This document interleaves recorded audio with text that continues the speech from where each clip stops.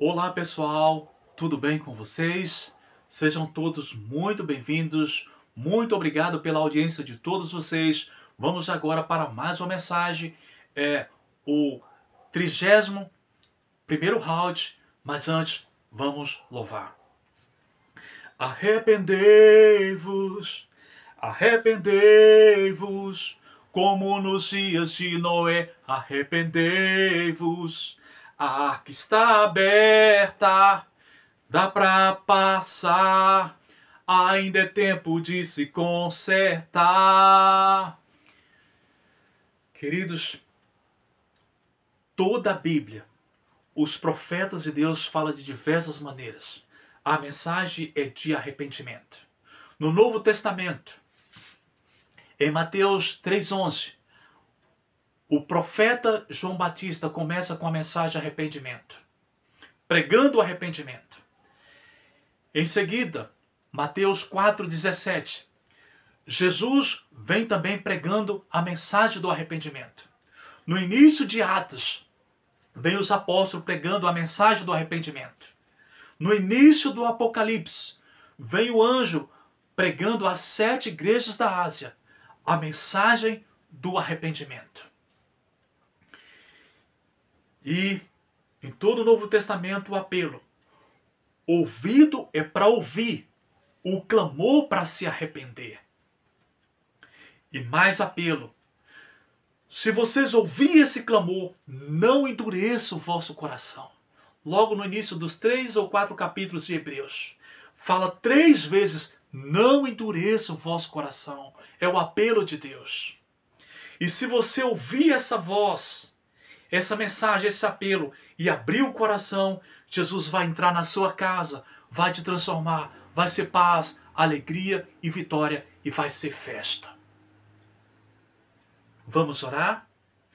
Senhor nosso Deus, que os teus filhos possam ouvir, meu Pai, o teu apelo neste momento.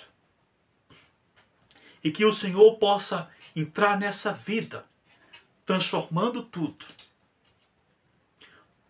purificando tudo e colocando a tua unção e a tua bênção. Perdoa os meus pecados, meu Pai, me use. E que as minhas palavras seja o divisor de água neste momento. Use-me para falar e o meu ouvinte para ouvir, compreender e pôr a tua palavra em prática na sua vida, em nome de Jesus. Amém. Glória, glória, glória, glória a Deus. Então, queridos, disse São João que quando vier o Espírito da verdade, ele nos guiará em toda a verdade, nos santificará na verdade, nos convencerá de que somos pecadores, precisamos da justiça divina, nos convencerá de que há um juízo que pode ser feito em nosso favor ou contra nós, depende da nossa decisão. E os profetas era sempre enviado no momento que o povo estava afastado dos caminhos de Deus. E os profetas vinham com a mensagem de arrependimento. Não era fácil ser um profeta, nem ouvir os profetas. Elias foi chamado de perturbador do povo de Deus. Amós, traidor e conspirador. Jesus, chamado de endemoniado. Os apóstolos, de bêbados. O apóstolo Paulo, de louco.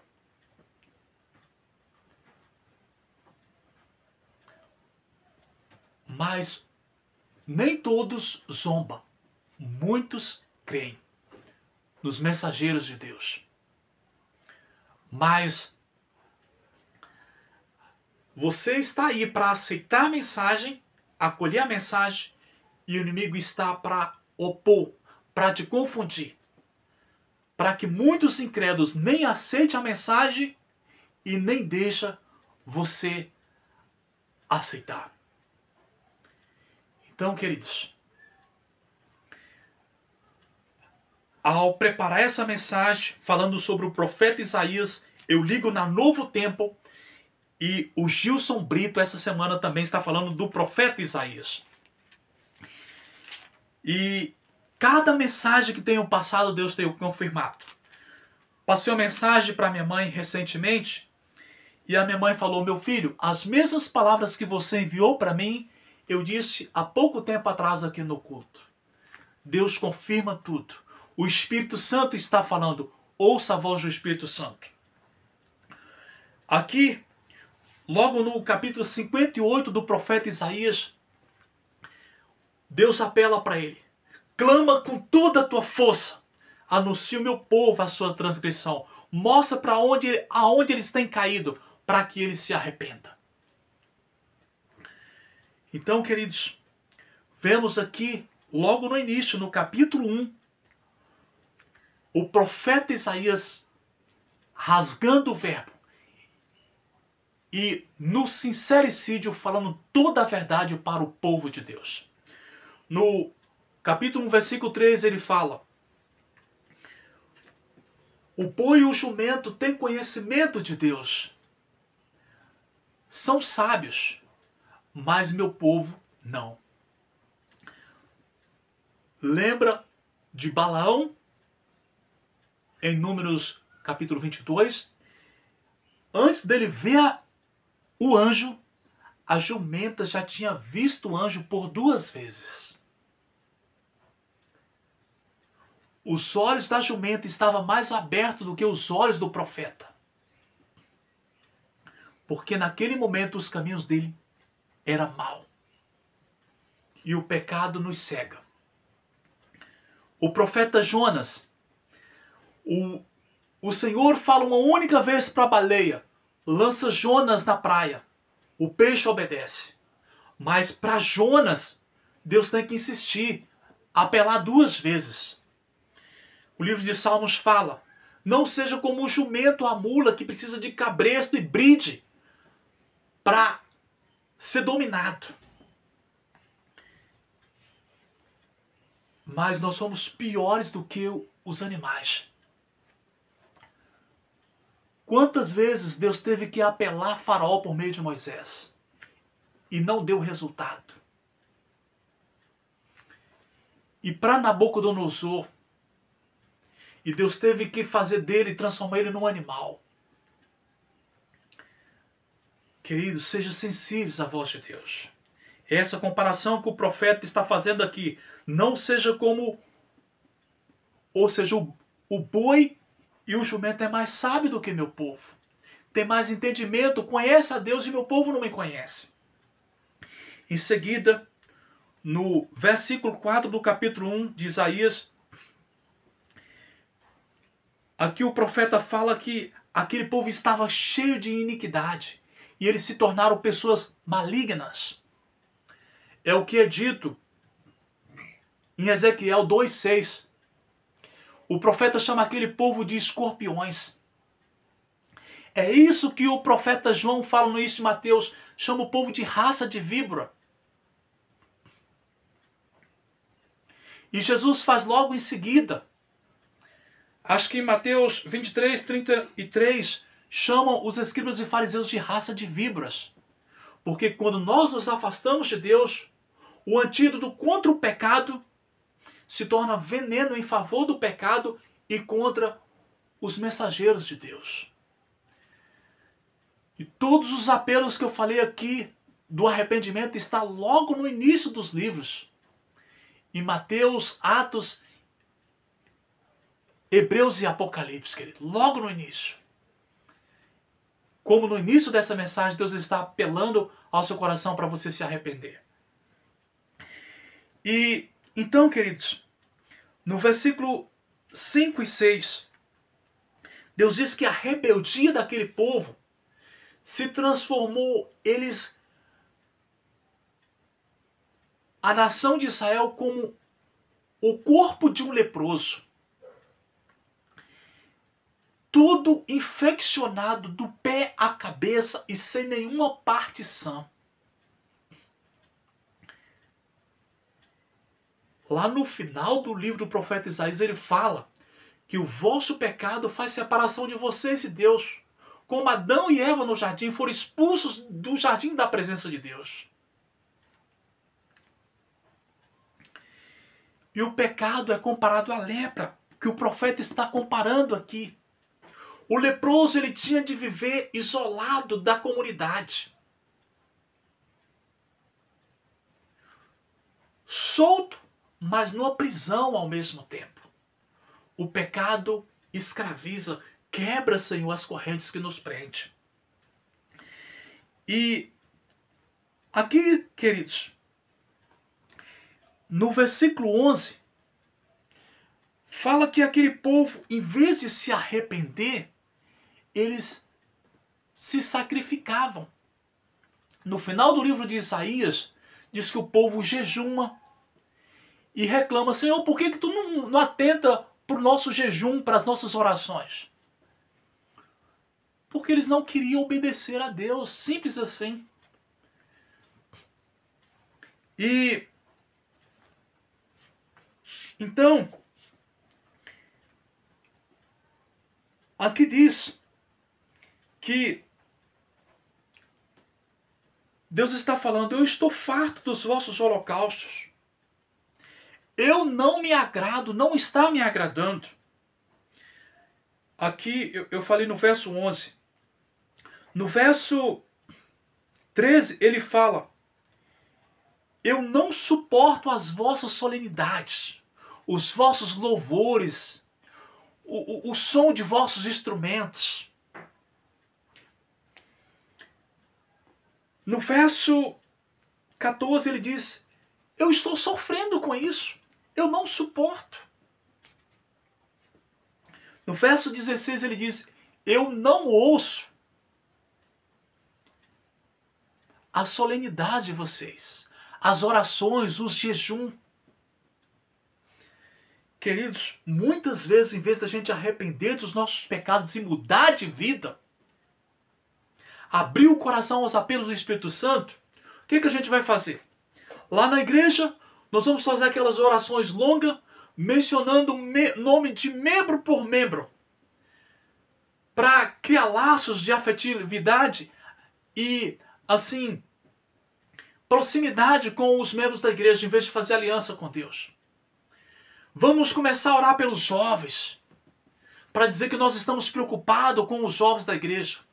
Vamos começar a fazer culto de casa em casa, para parecermos justos, mas Deus conhece o nosso coração. Aquele povo, queridos, aqui no verso 17, Deus apela para eles fazer o bem, praticar a justiça e repreender aqueles que estão oprimindo os pobres e as viúvas, trapaceando. Como Jesus fala lá dos escribas e fariseus, eles maltratavam os pobres e as viúvas. Eles trapaceavam. E quando eles jejuavam, eles faziam aquela cara e estavam passando muita fome e não lavavam o rosto para o povo ver que eles estavam jejuando. Quando orava, aquelas orações longas nas praças, para o povo ver que eles estavam orando. Quando eles davam uma esmola, eles tocavam trombeta para todo mundo ver que eles eram bonzinhos, para parecer bonzinhos. Mas Deus conhecia o coração deles. E voltando aqui, queridos, no versículo 10,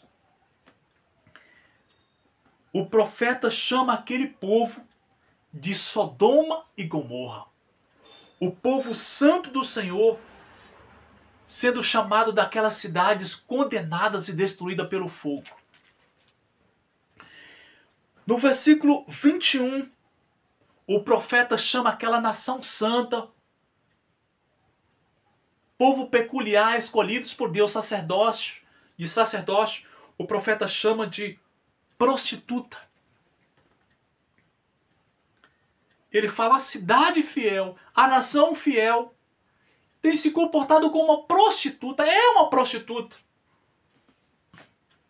Linguagem usada em Ezequiel no capítulo 16 e também no capítulo 23, em Oséias no primeiro capítulo, e Jesus também usa essa linguagem lá em Mateus, quando ele chega no templo, purificando o templo, e ele fala: a minha casa santa vocês têm profanado, transformado num antro de prostituição, num covil de prostituição, um covil de ladrões, de feras.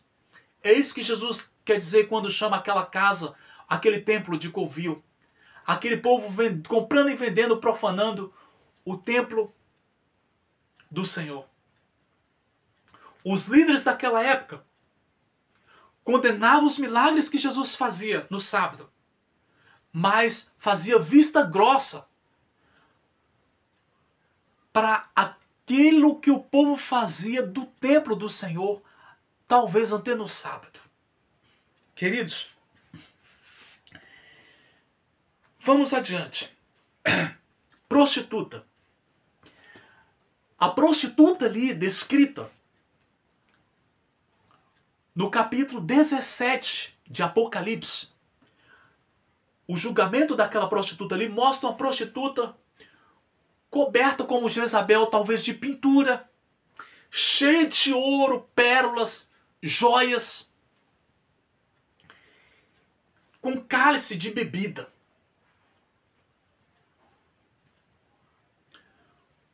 Coberta de coisas terrenas.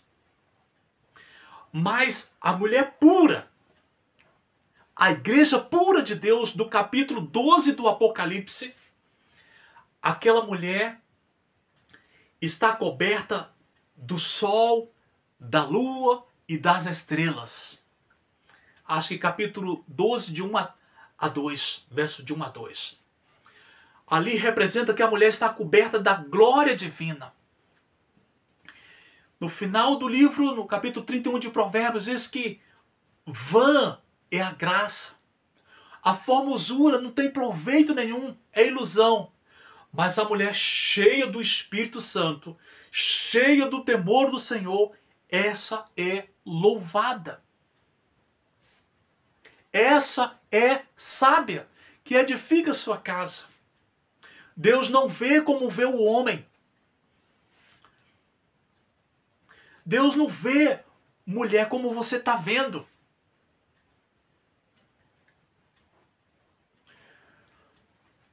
Quando você tem a visão divina, você se enche do Espírito Santo. E é esse coração cheio do temor do Senhor e do Espírito Santo que vai levar-te para o céu. Vai te levar para o céu. Não é um corpo com tatuagem, com pince, não é pinturas no cabelo, não é batom, maquiagem. Pelo contrário, essas coisas desagradam a Deus. A mulher que representa a prostituta lá no Apocalipse capítulo 17, ela está assim. Hoje nas nossas igrejas, queridos, virou moda. Mulheres de pastor usar pintura nos lábios, de ancião usando pintura nas unhas e nos lábios. Diretoras de clubes de desbravadores. E a maior confusão, a maior Babilônia disso tudo é que as pessoas vêm do mundo para a igreja, vai acampar no mato e eles falam, ó, não pode pintar as unhas. Lá no mato acampando. Mas na presença de Deus pode estar com os lábios cheios de batom vermelho. Onde mais destaca a pintura? Nas unhas ou nos lábios? E as crianças do clube de aventureiros que crescem ouvindo historinhas e vendo você se comportando com essa postura, eles crescem e depois você vai ensinar eles a viver o contrário do que você está fazendo na presença deles. Com que autoridade? Com que moral? Isso é confusão, queridos. Você que teme ao Senhor, ouça os apelos do Espírito Santo para você. Olha o convite de Deus. Depois do profeta mencionar todas essas iniquidades aqui, ele apresenta uma solução. Capítulo 1, 18 e 20. Ele fala: 20. Ainda que os vossos pecados sejam como a escarlata é um tom mais vermelho do que o próprio vermelho. Ele fala escarlata e vermelho aqui, é tudo a mesma coisa. Eles vos tornarão como a lã ou como a neve, branco. Não é vermelho que Deus quer ver você, Ele quer ver você puro, por dentro e por fora, branco. E no verso 19 e 20, o profeta fala: se me ouvirdes, vocês vão comer o melhor da terra. Mas se não me ouvirdes e permanecerdes rebeldes, vocês serão devorados pela espada, porque a boca do Senhor o disse. Se vocês ouvirem os apelos dos profetas do Senhor, vocês irão ser cheios do Espírito Santo nesse momento que o Espírito Santo está caindo. A chuva serôdia está caindo. Mas se vocês permanecerem rebeldes, vocês irão permanecer secos nas trevas e irá receber o fogo consumidor. Mas se você se arrepender, quero deixar claro aqui que a cor vermelha, a cor da graça é vermelha, o sangue de Jesus. Mas a cor do pecado também é vermelho. A mulher lá do Apocalipse 17 está de vermelho. E essas manchas vermelhas nos lábios de muitas das nossas irmãs da igreja representam a mancha do pecado em seus corações. É preciso que vocês sejam batizadas no sangue do Cordeiro. Se as águas do tanque batismal não tirou isso, o sangue do Cordeiro limpa vocês de tudo isso. Assim como Deus soprou no homem ao criar, e Jesus soprou nos discípulos e falou assim: receba o Espírito Santo. E no Pentecoste, o Espírito Santo desceu em forma de um vento. Você precisa que esse vento passe na sua vida, para que lance, pince por terra, brinco por terra.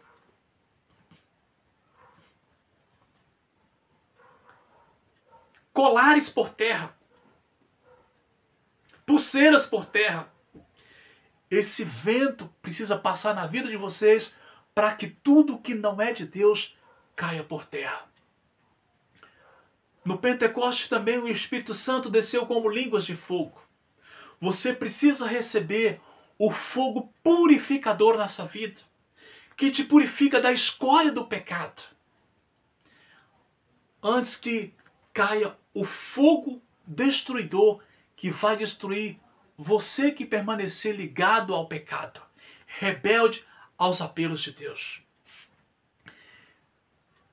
Meus queridos, vamos agora para o capítulo 6 do profeta Isaías. Deus se revelou para o profeta. Aqui no capítulo 6, o profeta tem a visão da glória divina. Aqui, o Senhor está sentado no seu trono e sobre a cabeça do Senhor estão os anjos voando. E no verso 3 diz que os anjos estão clamando e proclamando: Santo, Santo, Santo, Santo é o Senhor. Que contraste de um povo que está sendo comparado a um povo imundo, iníquo como Sodoma e Gomorra, prostituta, com a santidade de Deus. E ao profeta ver a santidade de Deus, ele fala no versículo 5 aqui do capítulo 6 de Isaías: ai de mim, porque eu vi a glória do Senhor, eu vou morrer. Sou um homem de impuros lábios, habito no meio de um povo de impuros lábios, de um povo pecador imundo. Depois que o profeta reconhece a sua pecaminosidade, aqui no versículo 6 e 7, diz que o serafim, o anjo, pega a brasa do altar e toca nos lábios do profeta.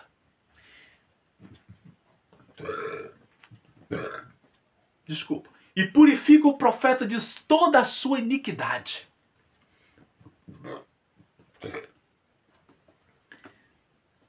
E o anjo tem uma mensagem especial. Ele fala: a tua iniquidade foi tirada.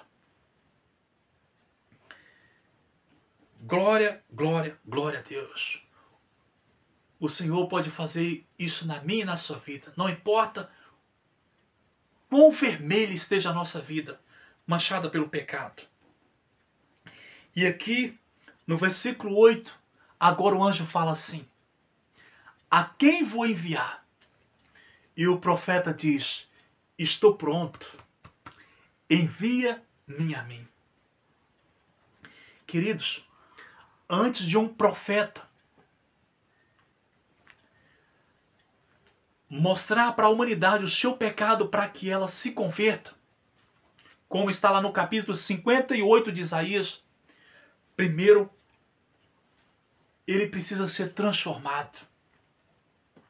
Deus falou com o profeta, acho que Jeremias e Ezequiel: coma o livro, coma a palavra, aplica no teu coração, na tua vida primeiro. Pratique. O mesmo diz com João lá no livro do Apocalipse: como o livro. Encha também de conhecimento, para que você não seja um cego guiando outro cego. Então, queridos, depois disso, acontece o que está lá no capítulo 60 do profeta Isaías, versículo 1. Levanta e resplandece, porque a glória do Senhor vem sobre ti, nasce sobre ti, e é notável. Aqueles que são da luz vão aproximar de ti, e aqueles que são trevas vão se dissipar. Queridos,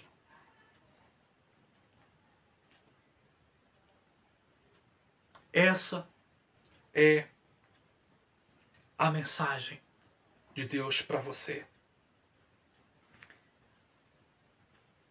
Reconheça o seu pecado, reconheça o seu erro. Como o profeta: ai de mim.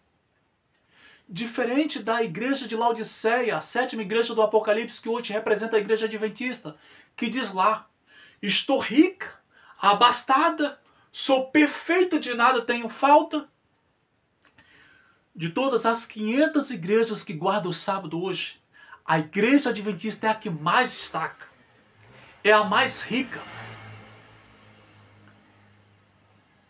Tem redes de lojas para os naturais, publicadoras de livros, spa, TV, rádios, colégios, hospitais, spa. E a igreja muitas vezes se envaidece com isso. E não reconhece a sua situação de miséria, decadente, de apostasia. E só em não reconhecer é sinal de que está nas trevas. Se tiver um encontro com a glória divina, vai fazer como o profeta: disse: ai de mim, Minha situação é miserável. Porque a igreja de Laodiceia, lá no Apocalipse capítulo 3 e 20, ali 17 em diante, ela não reconheceu o seu pecado. E ali o anjo diz para a igreja que diz ser perfeita: tu precisa de colírio para enxergar. Tu precisa das vestes brancas da minha justiça. E tu precisa de uma doutrina sã, verdadeira, pura, que representa o ouro refinado da pura verdade. Queridos, mudanças dói. Mudanças dói. É por isso que aqui no início do livro, o profeta, ele no capítulo 1, versículo 6, ele fala assim: as tuas feridas não foi exprimida. Eu vivi numa época que as pessoas, elas tinham muito assim, carnegão, furúnculos. Aquilo inflamava muito, enchia de pus. E aquilo, só no tocar, doía demais. E era necessário espremer aquilo. Em feridas vivas, colocava metiolate, as pessoas gritavam. Mudanças dói, queridos.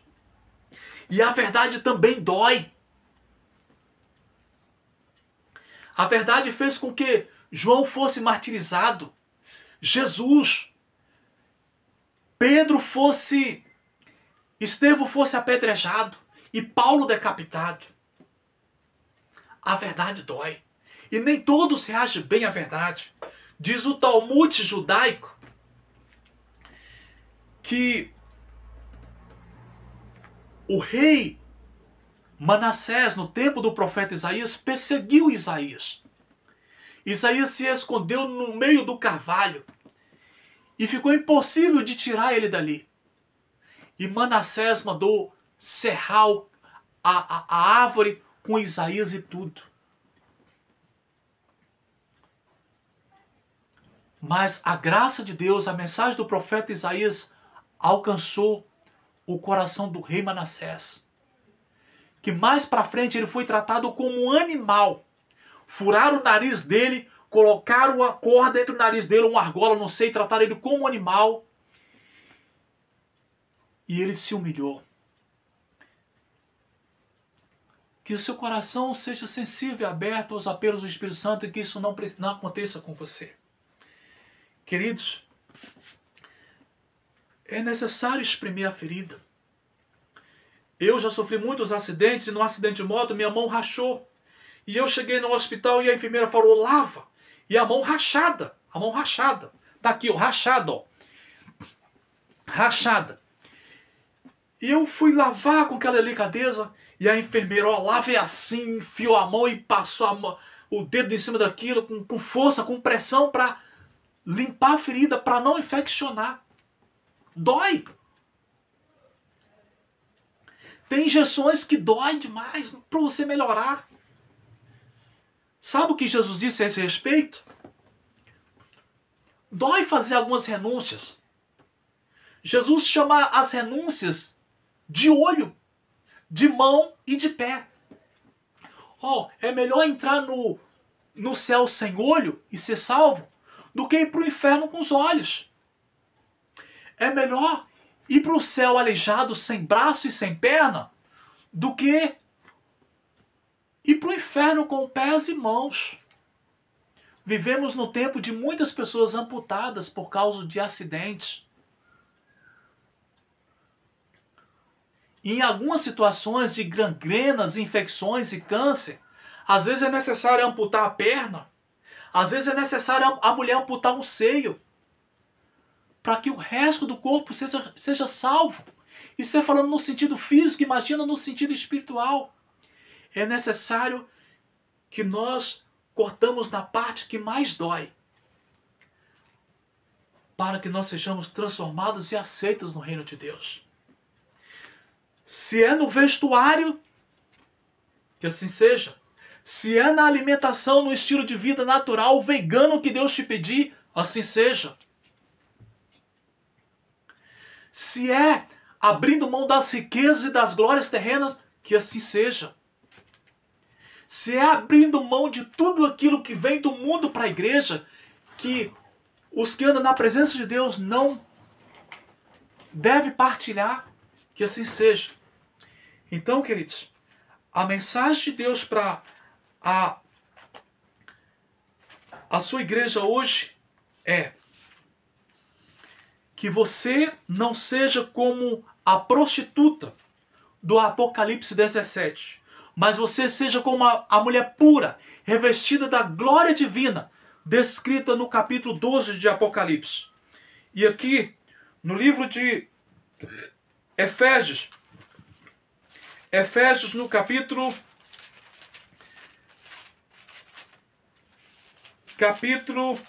5 de Efésios, e versículo 27, diz aqui que Deus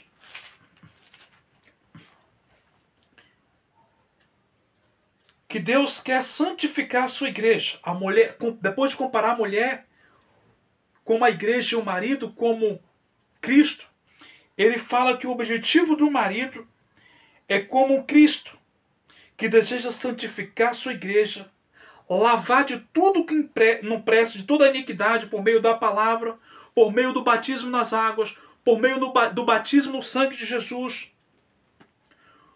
com o batismo do sopro de Jesus, com o batismo do Espírito Santo, para apresentar, verso 27 do capítulo 5 de Efésios, para apresentar essa igreja como uma igreja gloriosa, sem mácula, sem ruga, porém santa e sem defeito. Esse é os apelos para os homens da igreja e para as mulheres. Renuncia tudo que não presta. Espreme a ferida, lava a ferida para não infeccionar, para que você não passe a vida toda dizendo: estou no hospital, a igreja é um hospital.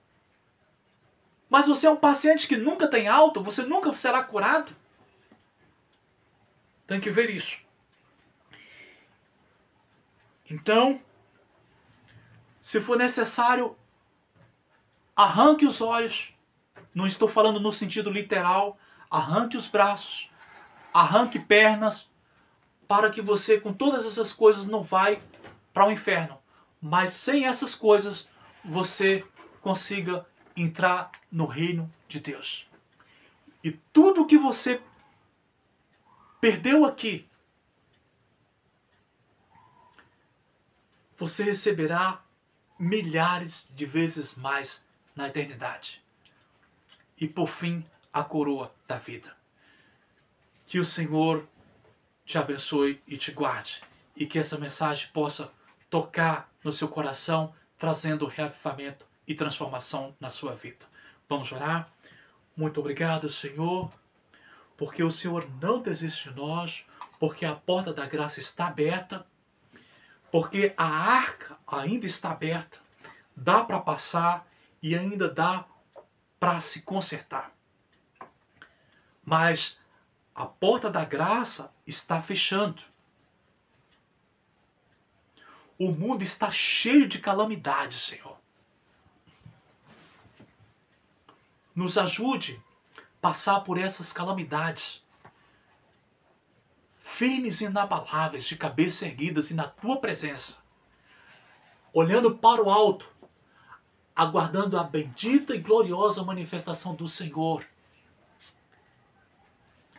Aguardando, Senhor, o cumprimento de todas as Tuas promessas. Nos abençoe, nos dê a Tua paz. E nos dê a vitória sobre o pecado, sobre o eu, e sobre todos os embaraços, sobre toda a potestade maligna e satânica, no nome, no poder e no sangue de Jesus. Amém. O Senhor te abençoe e te guarde e te dê a paz. Em nome de Jesus.